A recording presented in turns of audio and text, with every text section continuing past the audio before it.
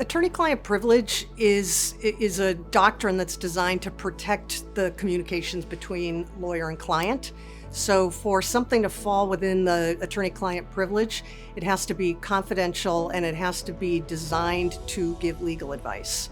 So it covers both communications to and from clients, but it has to meet those parameters.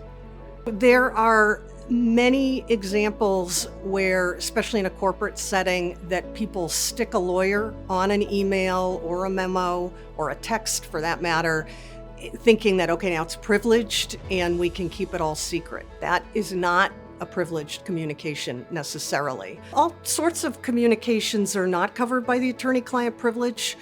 For example, if you have other people in the room who are not part of that relationship, that is not designed to be confidential and therefore is not attorney-client privilege.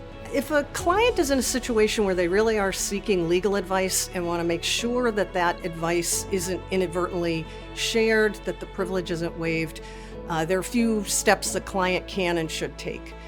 The first is, if you're sending an email, for example, you write at the top of the email, attorney-client communication, so it's readily identifiable.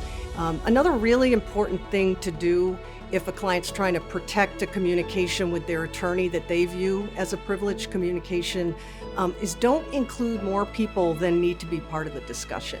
If you include people who really aren't necessary to the advice, or third parties like accountants or someone like that, you risk it not ever being a privileged confidential communication because there are too many or the wrong people included.